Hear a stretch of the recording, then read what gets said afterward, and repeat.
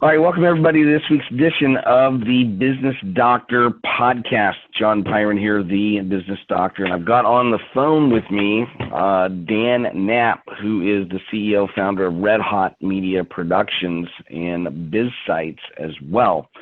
Dan, say hello. Hello, everyone. So Dan, when we look at how long have you been in business for? I've been in business about 15 years. Started mostly in video at the time because that was my background. But I also had done a lot of work online with a previous company in Silicon Valley where we did internet training for a lot of the big companies, Cisco, Disney, governments like White House, Pentagon. So we had a lot of major companies. And so I had a lot of experience in the early days, the 90s, when websites were ugly and stupid. But that's how, I got kind of into that side of it. Fantastic. And so what were you doing prior to starting your own business? I was working for that company in Silicon Valley. We had, I lived down in the Bay Area, and we had a family tragedy that made me reevaluate where I was living, and I came back up to Redding, and I was commuting. I was working from home, but I was also commuting to the Bay Area, which is like a 3.5-hour drive. And at some point, I was like, I need to do something here, and there's not a lot of jobs in this area, and so I decided to start my own business. Fantastic. So out of necessity, just like most of us small business owners, you started a business. And what was it like to start a business from scratch? And it sounds like most of your work experience was in the Bay Area, even though you were telecommuting. What was it like to start your own business? Well, how did you get started? What was the walk us kind of through that process? Well, scary. The good thing about it is that I kind of started while I was still working. I started the idea, the platform, making sure that I had all the proper software tools, because at that time, again, I was really focusing on video, and those, After Effects and Premiere, they're very expensive. So, you're shelling out $2,000 or $3,000 for each one of those packages. So a lot of that was just kind of gearing all that stuff up, make sure I had a good computer to, do all this stuff on, and started phasing myself out of the company I was with, because I was vice president of research and development with them. And that company was kind of winding down anyway. So it was just a good migration period. I think the hardest part was... You didn't just walk away from the job, right? You maintained the primary flow and then started another business, kind of a side hustle, if you will, with the ultimate goal of walking from the job. Yes, and the downside of that was the company I was with was in the process of selling off all the various units, and so we as management, because we were trying not to lose too many jobs, we decided to take massive pay cuts. So I was making a great living until like the last few months, and then I was making not very much money.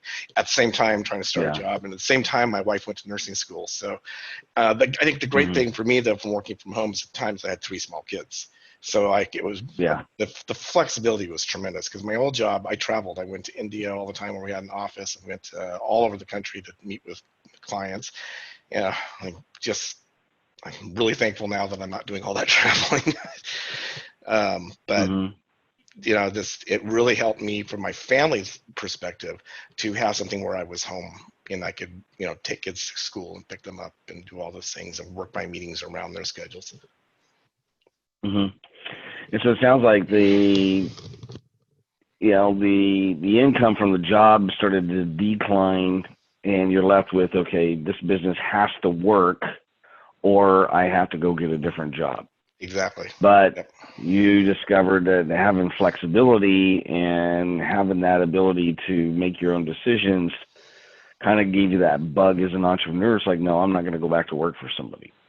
Exactly. And one of the hardest things when you start working on your own is being on your own. You're in your own little bubble.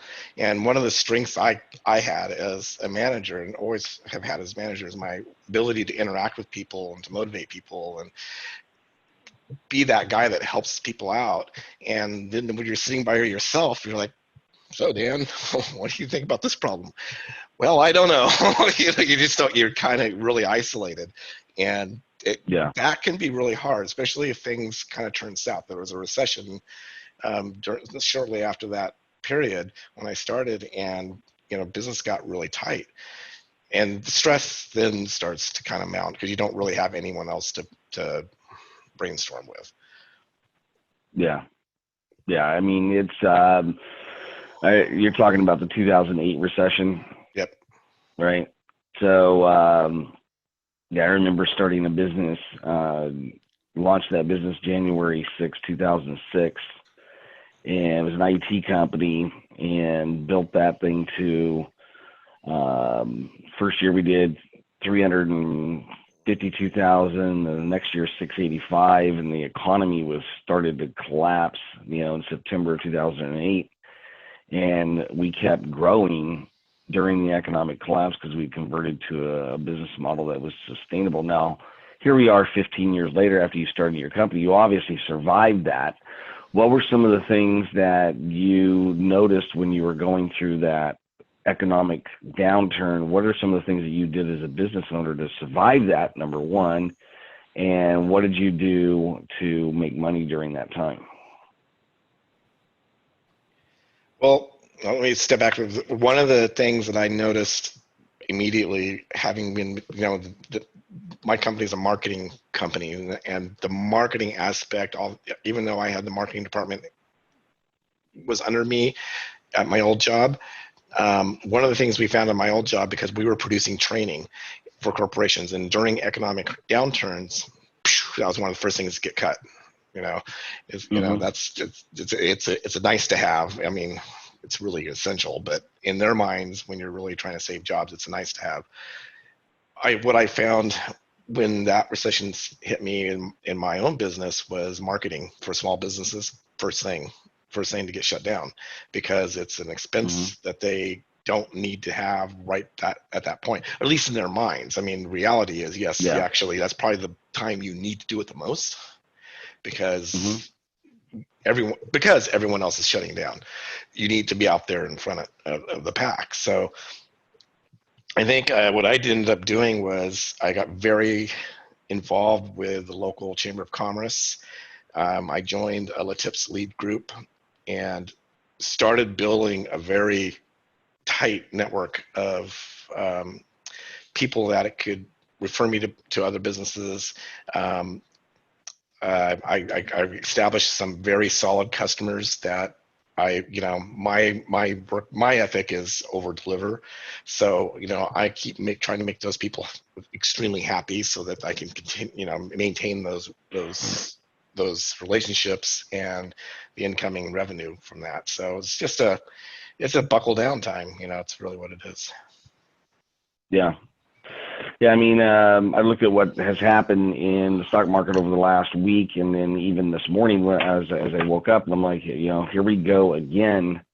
And a couple of people I've already talked to this morning, there's two ways to approach this. Either you can go into retreat mode and contraction mode, or you can look for all the opportunity that exists and see, okay, how can I provide value to the market to where I can help people through this. So one of the things you pointed out is the power of building a network and a power base around you. And so, excuse me. So when you looked at the economy from the last time, and then now where we're at this time, it's like, what are some of the pieces of advice you can give an entrepreneur or a business owner and what they can do to increase their network or build a power base? Well, like I said, join.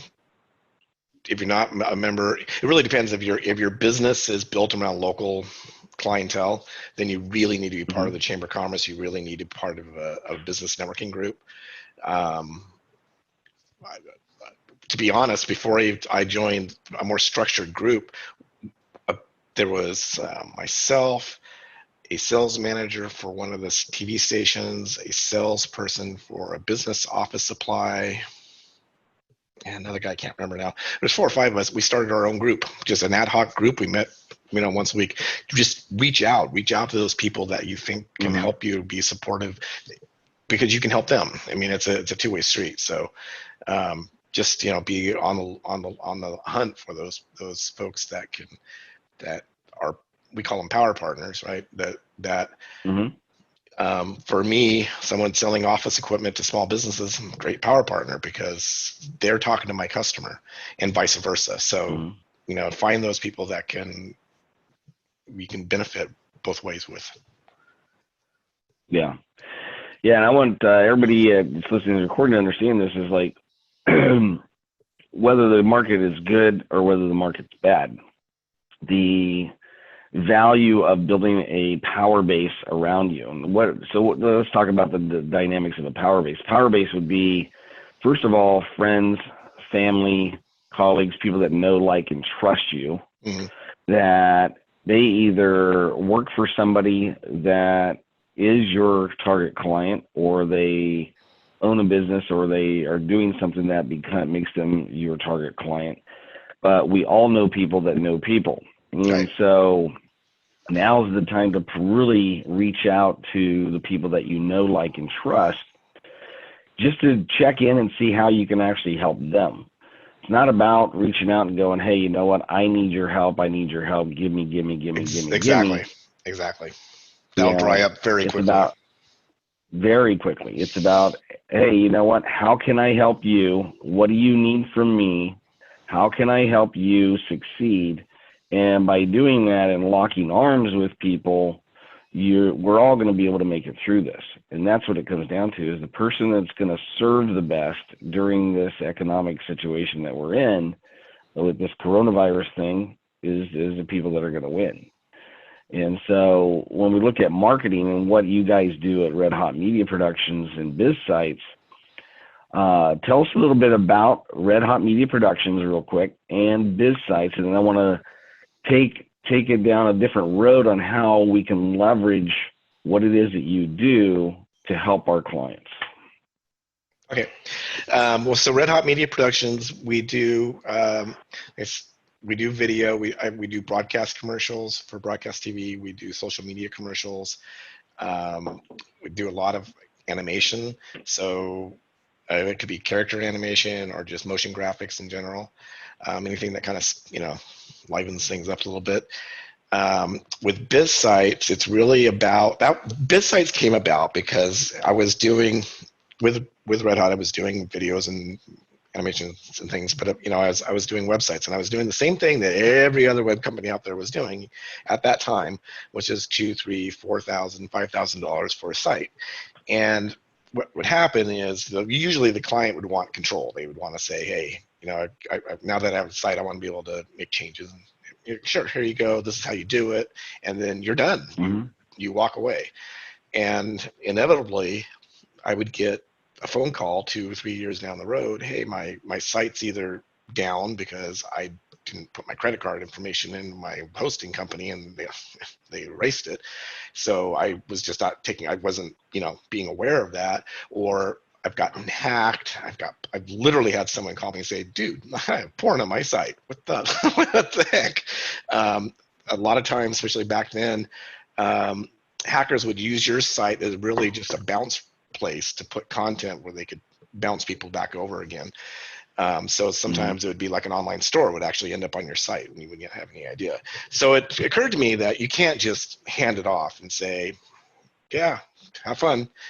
It needs to be managed, because websites consist of software. And that software, a lot of it's, like with WordPress or Joomla, they're all add-on components, little plugins and programs that you add to it to add functionality. Those get exploited, and they get exploited on a daily basis. So it really became down to this stuff needs to be checked every single day, because if you get behind the curve, you will be hacked. And it's not like there's somebody on the keyboard just wanting to get your website. It's all automated. Can I keep anybody from getting, can I keep everybody's site completely safe? No. I mean, the White House got hacked and the Pentagon got hacked.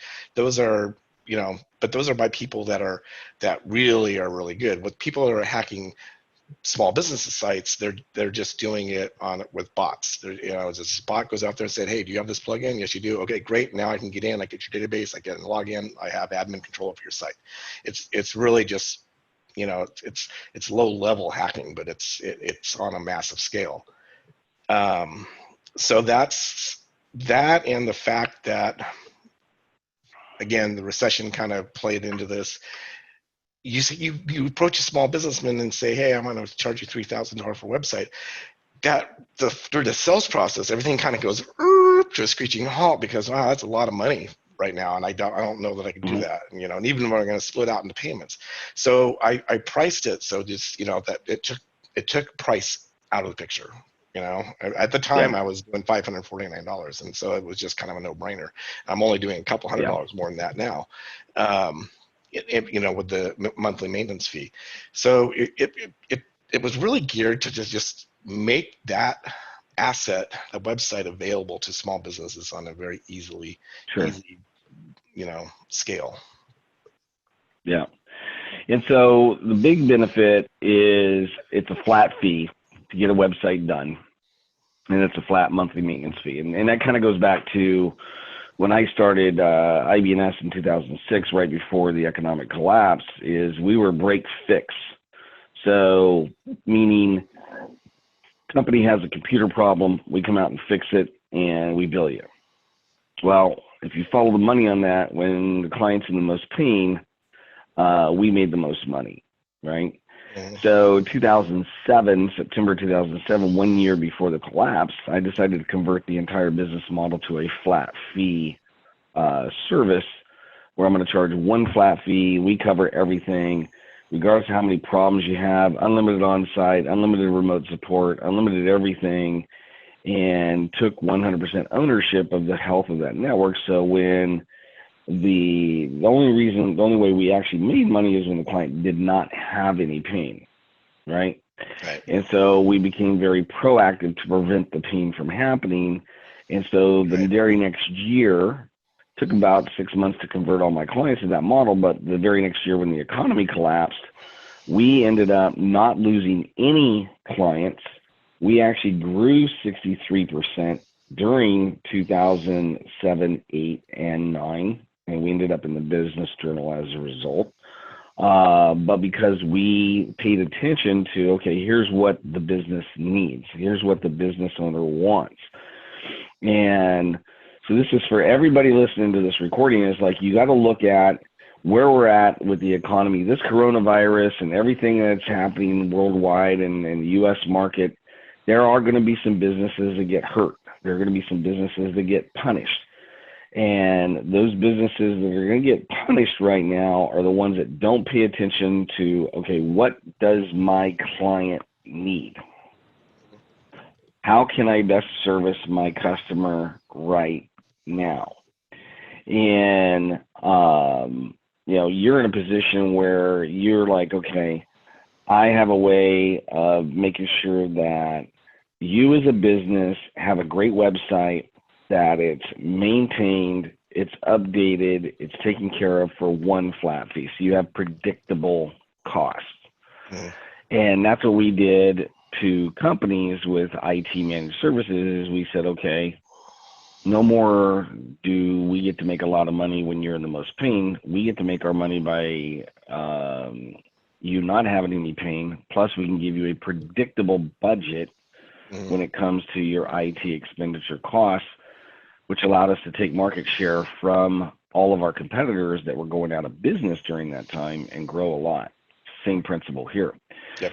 So for those of you listening to or watching the recording, I would look at, okay, go to your existing clients first, the clients that love you right now, and really take a look at each individual client relationship and look at how you can add value to their business model and help them grow and sustain themselves during this time of, number one, economic uncertainty.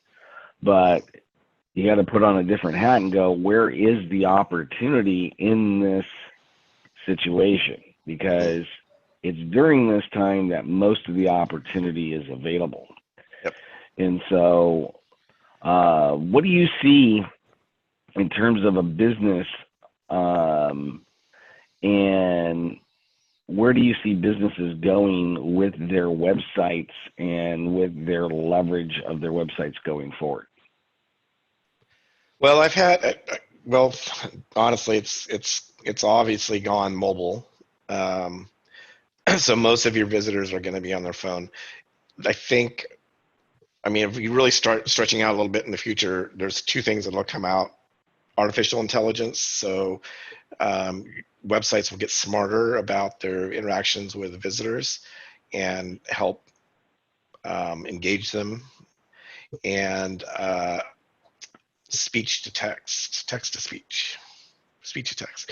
Alexa, right? I mean, right now, those devices, the Google Home and Alexa, have really impacted. It's one of the fundamental things that impact businesses, which is local search. If you search for, plumber, Redding, California, on your computer, you're going to get immediately what's called a 3-pack.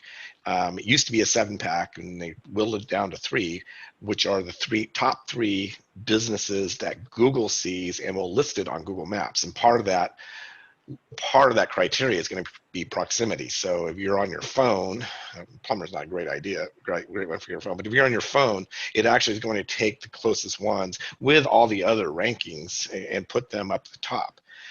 When you do the same thing on Alexa, you're going to get one result. So that really puts the burden on the businesses to try. How do I get to be that one person? How do I get to be that one result? And it's a lot of it's going to fall back onto your website and how it's structured, the content that's on it, the frequency it's updated. I get people also tell me, well, gosh, I have Facebook and I have Instagram and Twitter. Why do I need a website?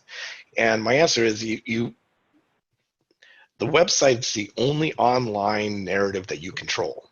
Social media is really about engaging your customer base, but you don't control that narrative. You control it maybe at first, but as soon as other people start commenting and twisting it, you've lost your control of that. Yeah. And it's really about, social media is really about engagement. Website is there to tell your story, right? You want to clearly lay out your services. You want a great about us page because people like to do business with people they think they like, even if they haven't met you, but they got the picture up there. You got a really good story to tell. It builds that trust. So it's still a core fundamental. For one, when you do that Google search, your website's going to either show up or not show up, depending on how it's structured. And when you do that 3-pack, one of the things that will come up, there'll be location and directions and website. There's a little button there that Google puts in for website. And you'd be surprised that when those companies that don't have that button, they don't get the business because for one, what kind of business doesn't have a website? So it kind of puts a serious amount of doubt in the customer's head. Yeah. Fantastic. And so before we close, how can people best engage with you? What's the best way for people to engage with you? They can go to either one of the websites, redhotmediaproductions.com or bizsites.biz, or they can just send me an email, Dan@redhotmediaproductions.com, or give me a call, 530-222-9898. Fantastic.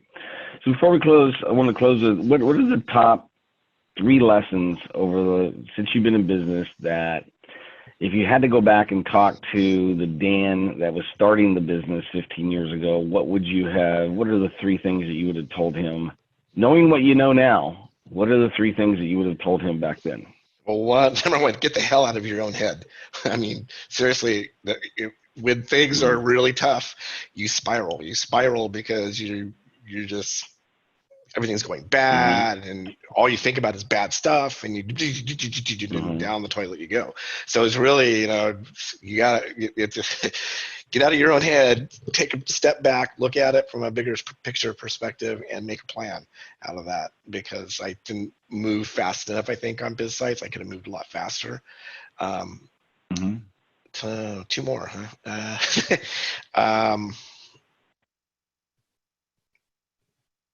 I think I should have been building my network a lot sooner than I did. When I first started, I had a very large contract with one of the vice presidents from my previous company to build online simulations. So I had all the revenue I needed to pay myself, to pay my contractors. And so I didn't really go out and push things. And when that contract ended, I was kind of left with, a hole there. What am I going to do? I haven't really spent the time marketing. So definitely start that process sooner. And then, engage with somebody like yourself who can help mentor you and help fill those holes in the knowledge gap that everyone has knowledge gaps. I mean, it's just life. So, if you find somebody that can help be a mentor, take advantage of that, because it's important to hold yourself accountable, have somebody help you, it's easy. It's very easy for me when I got a million things going on to not work on my business plan, because the phone rings and I got this new project I got to work on whatever, and so you tend to put your own business on the back burner, and that's a huge mistake, because you need to put your own business at the forefront, or otherwise you're not going to be able to serve the people that you're trying to serve.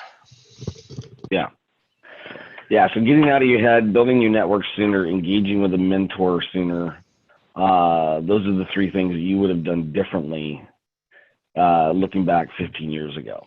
Yep. Yeah. No, those are all valuable, and it's so true. It's like we can be our own worst enemy, for sure. Completely. So, I'm my own worst critic. I really am. Nobody beats our ass better than we do. Nope. Nobody creates that doubt, and having a big network is very important. And but that mentor is just everything. It's holding that person to hold you accountable and to make you focus on the things that you don't want to focus on. But it's kind of like being a mirror. Yep. And if you don't look at it, then it's easy to put it aside.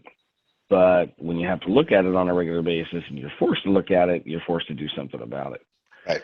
And that's definitely been my experience as well. So, well, fantastic. Thanks so much for being here, man. Absolutely. We really enjoyed the time. And thank you for having me. You bet. For everybody else, go out and share this with those that you love, and rate this podcast and share it with everybody that you know. And we'll talk to you later.